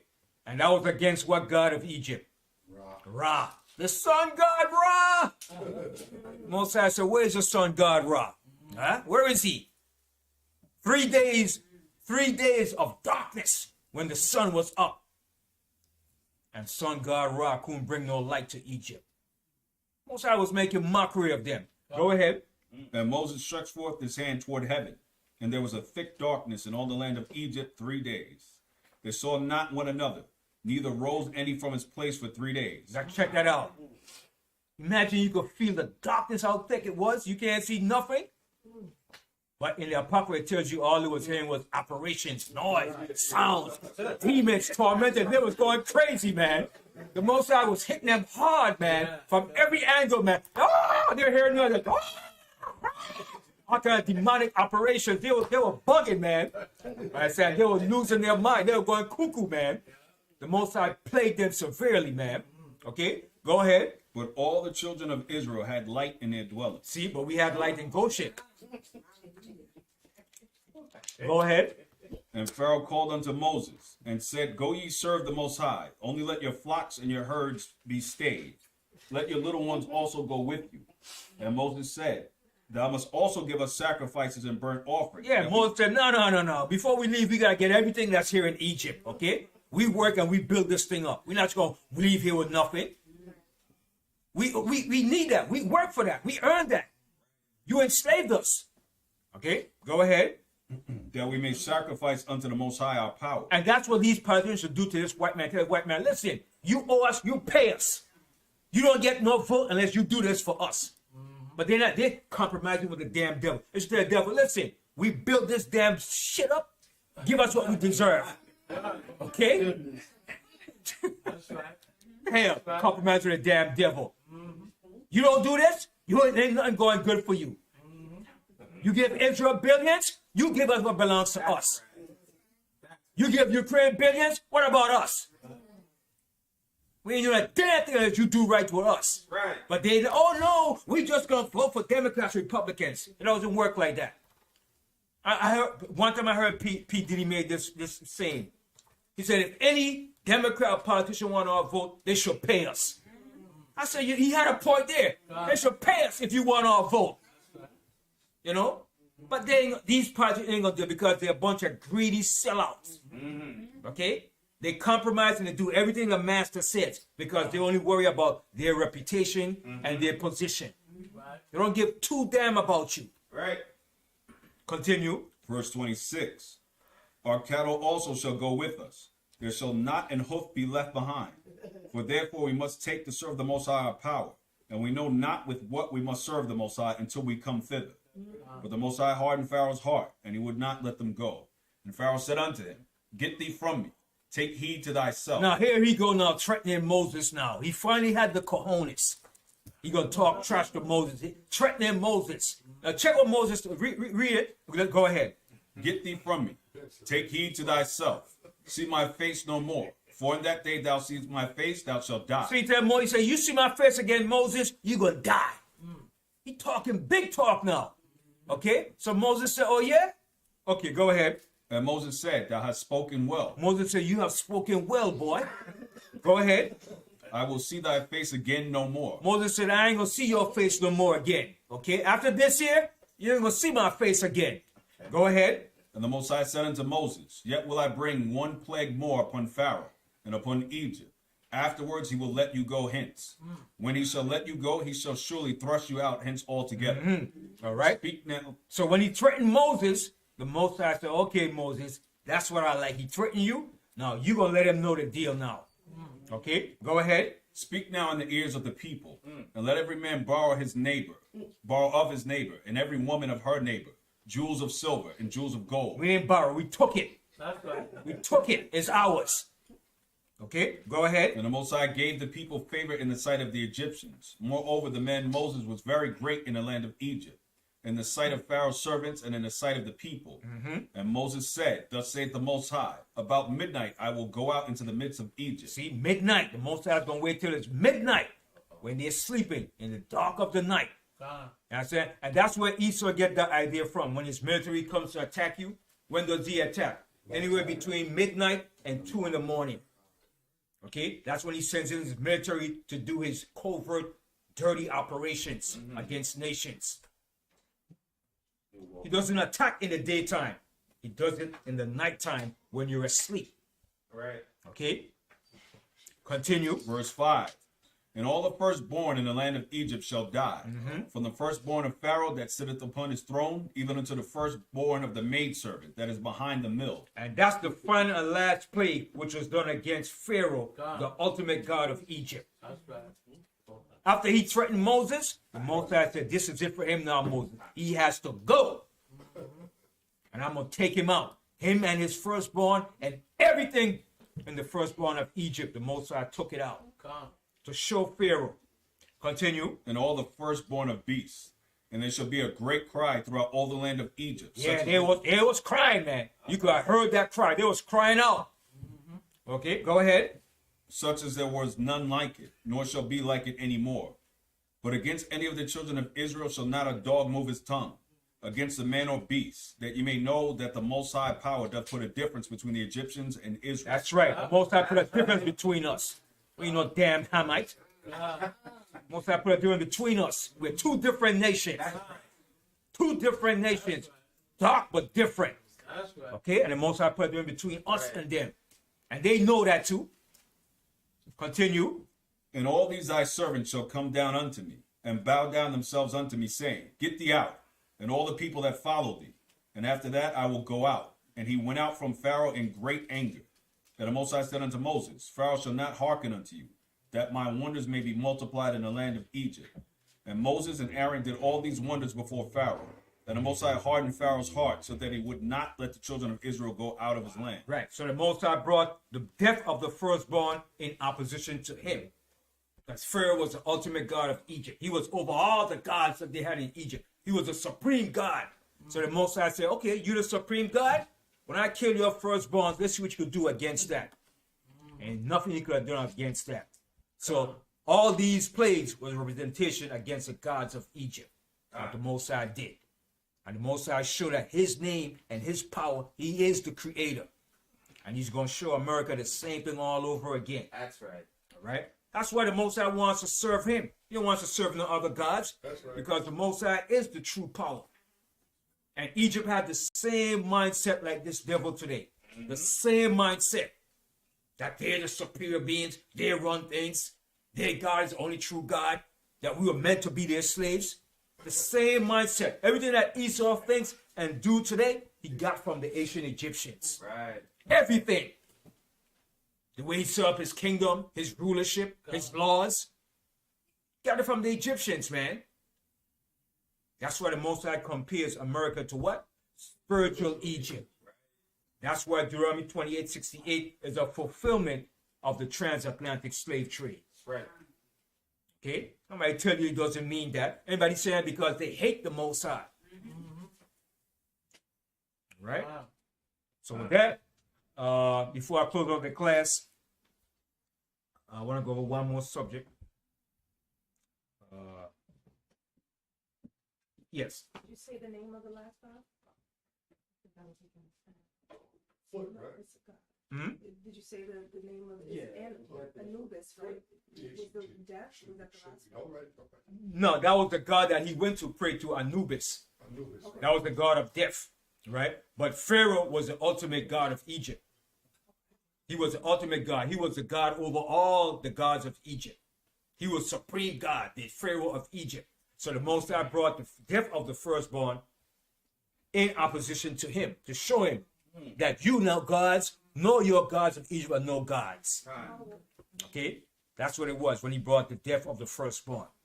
All right? And something else I want to show you too.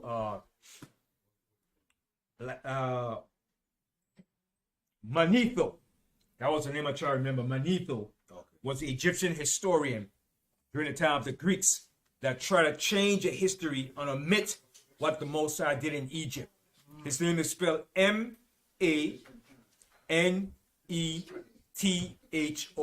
Manetho. Manetho.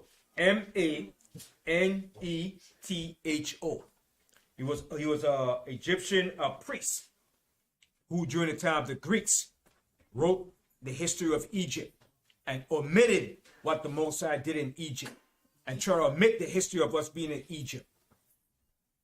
All right? So he tried to omit all that historical facts to change the history of Egypt. Okay? And something else I want to bring out to right. Like I said, the 18th dynasty lasted for 255 years. And that was the end of that 18th dynasty when we came out of Egypt. Then, after that 18th dynasty, you had a eyewitness by the name of Ipua. that wrote the event of all the plagues that took place in Egypt. You spell that name? It's spelled Ipua, and I'll write it down here. I'll spell it for you. The Ipua Papyrus. Give me 1 second. It's spelled I-P-U-W-E-R. Ipua. The Ipua Papyrus was found in Egypt. It describes violent disturbances in Egypt, slaves escaping, starvation, death, drought. In the drought, Ipua was an Egyptian who was eyewitness to the events. So he took and he wrote that event in the 19th dynasty. All right, so he came into the 19th dynasty and he wrote the events that happened. Okay, so when you hear about Ramses didn't come until the 19th dynasty. Okay, Ramses was not in the 18th dynasty. The 18th dynasty, I'll give you a few names of those pharaohs that were in the 18th dynasty. You had Ammuz, which was the first. All right, Amenhotep the first. I'll spell those names. Amenhotep the second. Thutmose the first. Thutmose the second. Thutmose the third. All right, Hatshepsut, a female pharaoh. Okay, you had what's his name? Akhenaten. Okay, Nefertiri. All right. You had this other pharaoh. His name was called Smenkhkare. Okay, you had Tutankhamun. And Horemheb was the last pharaoh. Okay, but I'll just spell Amenhotep for you. It's spelled A-M-E-N-H-O-T-E-P. Amenhotep. All right. He was a pharaoh after Ammuz. Then you had Thutmose the first. This is where Moses' name came from. Thutmose. All right. Then you had Thutmose the second. All right. His name is spelled T-H-U-T-M-O-S-E. Then you had Hatshepsut. This was a great female that took over as a pharaoh. Dressed up like a pharaoh. Put on a fake beard. Everything. I was sitting in the seat of Egypt. She usurped that position. Her name is spelled H-A-T-S-H-E-P-U-T.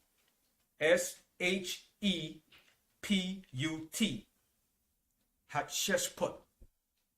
Okay, and this was the one that found Moses in the Nile. Okay. Then you had Amenhotep the second, Thutmose the fourth, Amenhotep the third, Amenhotep the fourth, Akhenaten, Nefertiri, Smenkhkare, Tutankhamun. Everybody heard about Tutankhamun? He died at a young age. King Tut, King I-H-Y-A, the pharaoh. Then you had Horemheb, the last pharaoh. His name is spelled H-A-R-E-M-H-A-B. Horemheb. Right? That was the last pharaoh. And that dynasty had 17 rulers. And it lasted for 255 years. That dynasty. And when that dynasty ended, the 19th dynasty came up. And we left in the 18th dynasty. That was the end of that dynasty when Moses brought us out of Egypt. So, if that dynasty lasted for 255 years, there's no way we could have been 400 years of slavery in Egypt. 80 years from the time Moses was born to the Exodus. That's when the slavery began. I forgot I found the translation from the Ipur. If you want me to read what it says. Yeah, read what it says, yeah. Okay, this is from the Ipur. It's written in the Bible style. It says Ipur, chapter 2, verses 5 through 6. Plague is throughout the land. Blood is everywhere. Verse 10, the river is blood. Men shrinking from tasting. Human beings and thirst after water. Through 13, that is our water. That is our happiness. What shall we do in respect thereof? All is ruined. And he was an eyewitness to their account. But they try to omit that history. Allow your black Egyptologists to omit that too. And you know where they get that from? From Jeremiah, the Egyptologist. Allow them to get it from him. Trying to omit the history of Israel and Egypt and the accounts that went down. Go ahead. 10. Forsooth, gates, columns, and walls are consumed by fire. Lower Egypt weeps. The entire place is without its revenues. From the hail, the fire, the hail that came down brought fire to the palace. Go ahead. To it belong by right wheat and barley, geese and fish. Forsooth, grain has perished on every side. Because the locusts came and consumed it. Okay. Go ahead. Forsooth, that has perished which was yesterday seen. The land is left over to its weariness, like the cutting of flax. Let me skip down. 5 and 5. All animals, their hearts weep. Cattle moan. See, that was the plague of the cattle against the god Hathor. Go ahead. Behold, cattle are left astray, and there is none to gather them together. 9 and 11. The land is without light. Darkness against Ra. The 3 days of darkness.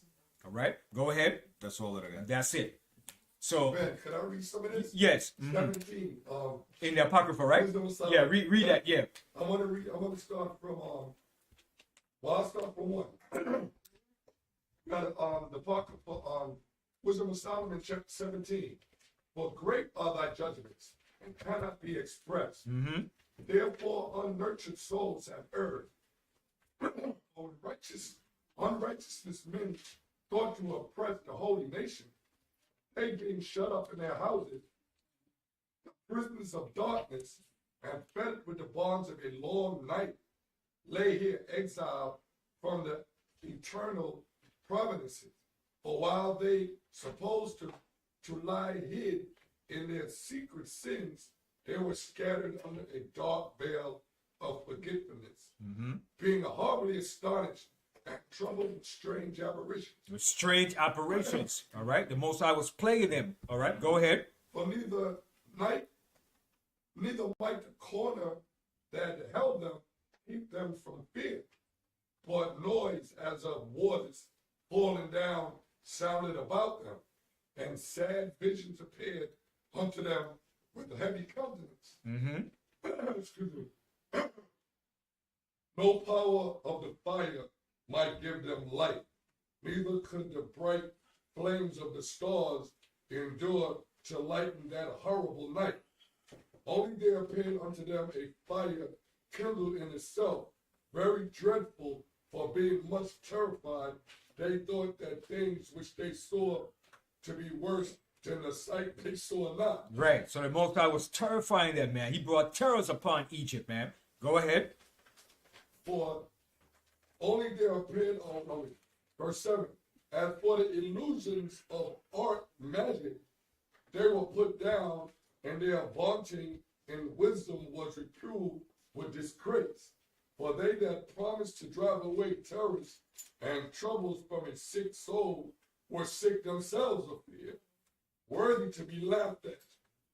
For though no terrible thing did fear them, yet being scared with beasts that passed by and hissing of serpents, they died for fear, denying that they saw the air which could of no side be avoided.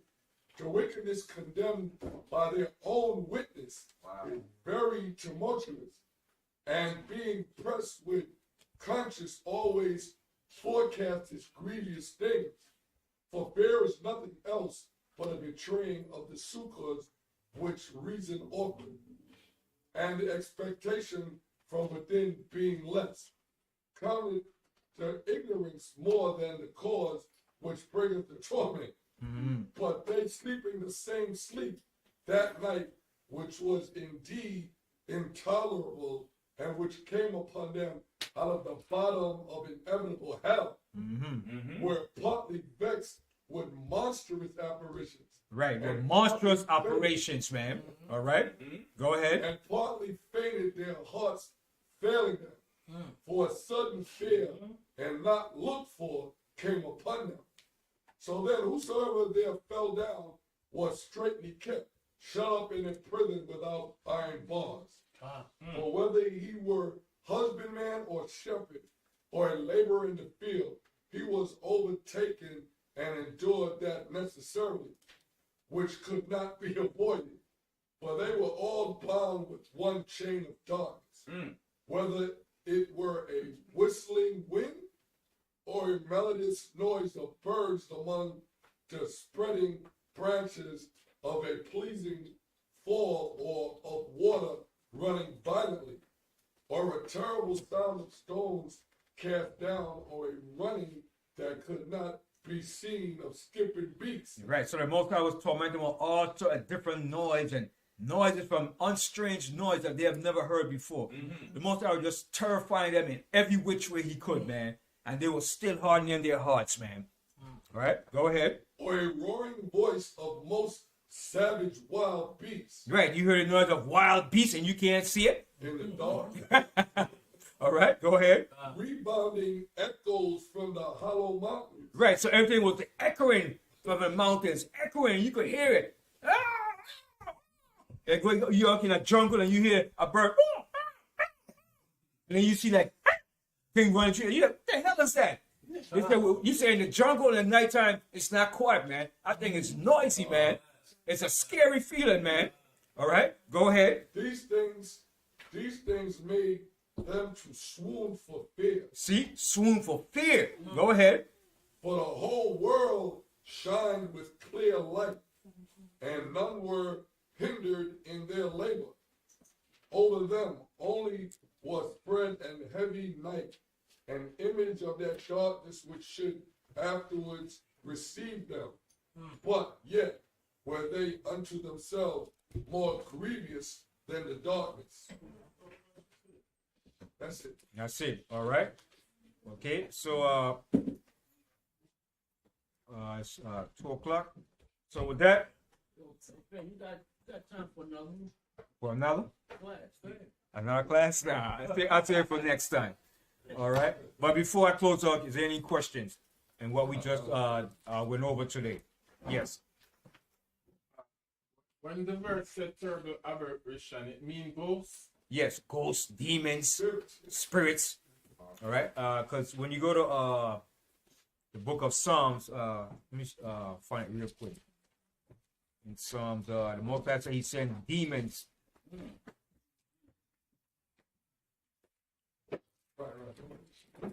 From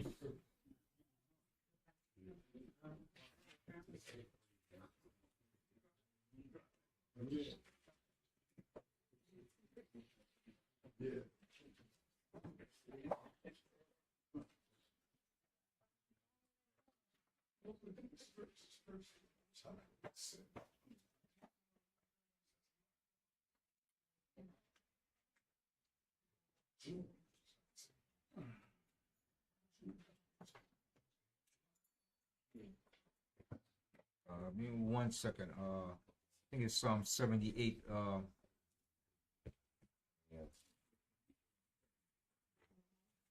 You know, let's see, it's an evil spirits. 49. 78, 49. Yeah.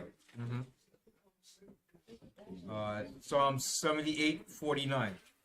Psalms chapter 78 and verse 49.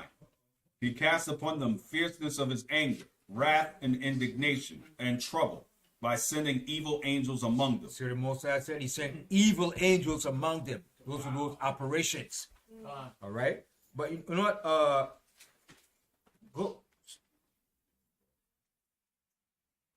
Go back up here and read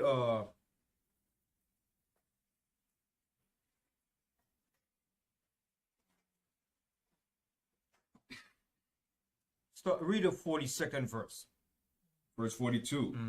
They remembered not his hand, nor the day when he delivered them from the enemy, how he had wrought his signs in Egypt and his wonders in the field of Zon, and had turned their rivers into blood, Turn your rivers into blood. Go ahead. and their floods that they could not drink.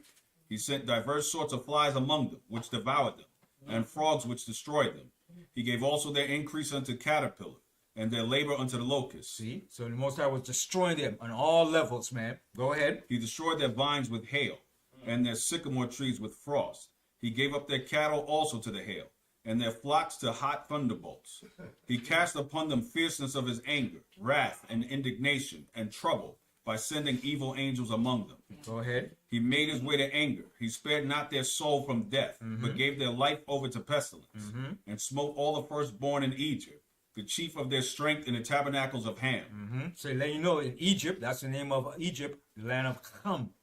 All right, go ahead. But made his own people go forth like sheep, and guided them in the wilderness like a flock.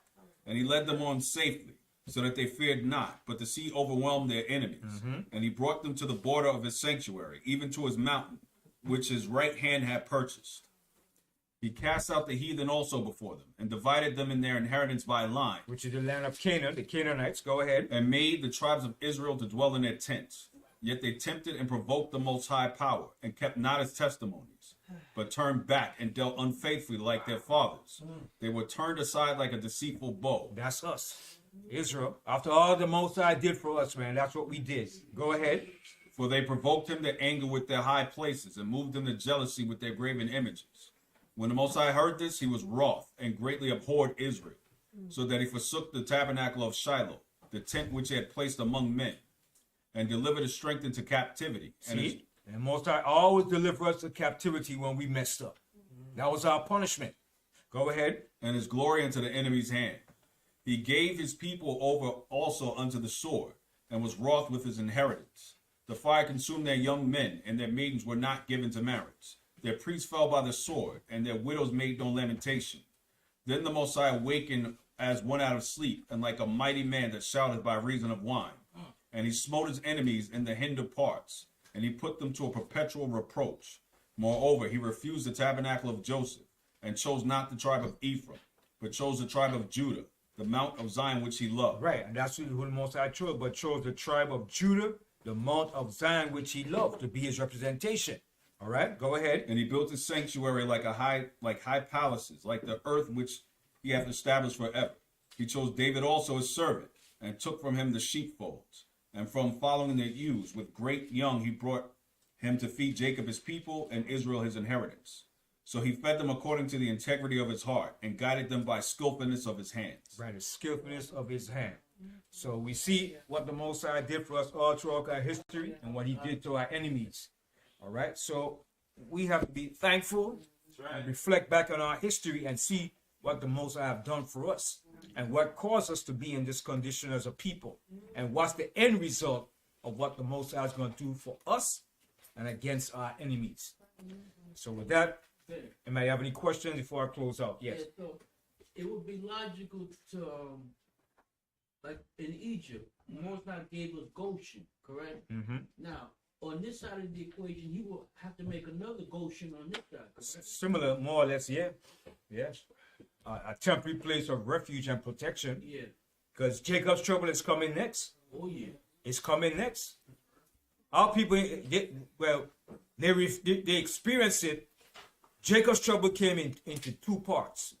When we were brought here as slavery, and the ending part of Jacob's trouble, which is going to be pure hell, man. Oh, yeah. All right?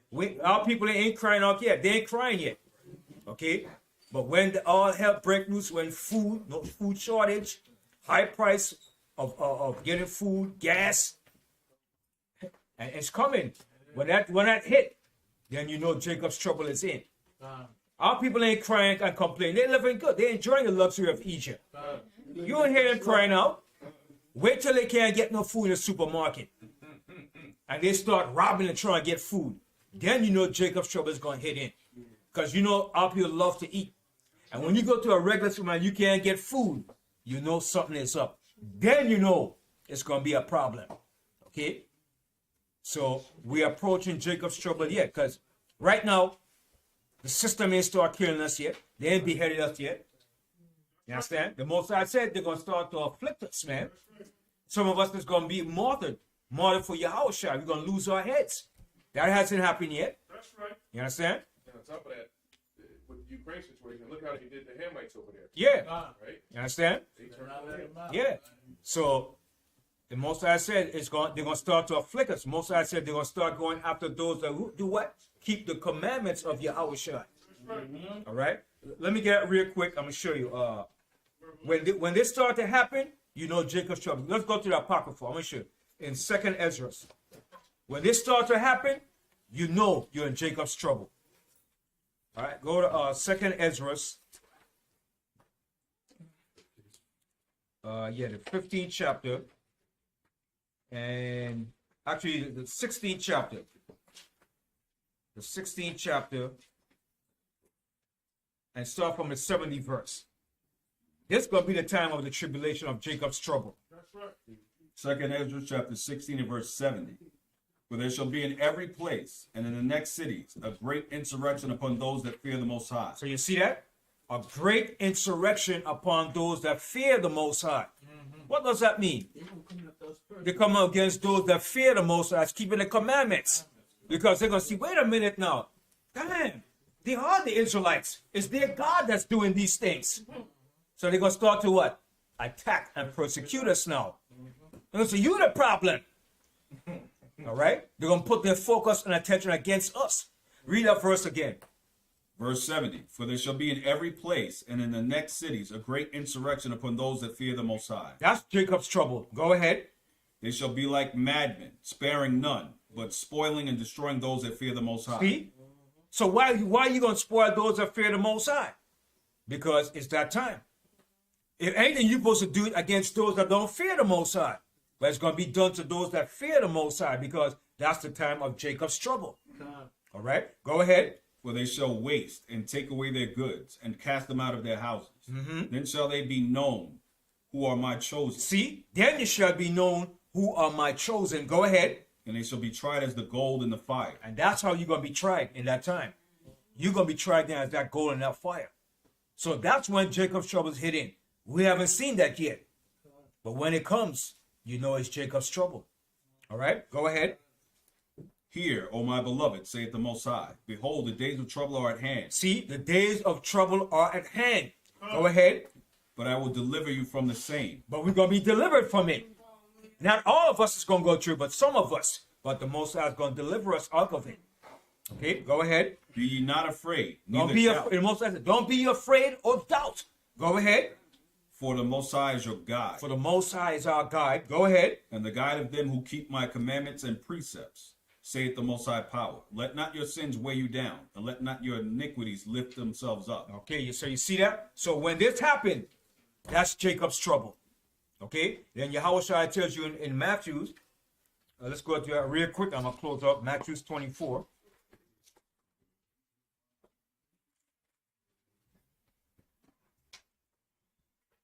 Matthew 24 and the 21st verse. Matthew 24 and 21. For then shall great tribulation, such as was not since the beginning of the world to this time, no, nor ever shall be. And except those days should be shortened. See? Except the Most High shorten those days, man. The Most High have to shorten this thing up, man. Okay, go ahead. There should no flesh be saved, There shall no flesh be saved. Go ahead. but for the elect's sake, But for the elect's sakes. All right, go ahead. those days shall be shortened. Those days shall be shortened. Continue. Then if any man shall say unto you, Okay, that's it. All right, so with that, Man, I got one more for this. yes, bring it. Revelation chapter 12, verse 12. That's right, bring it, right. And the dragon was wroth with the woman. Right, so the dragon's going to be angry with the woman. This is Israel. He's going to be angry. Okay, go ahead. And went to make war with the remnant of her seed. And that's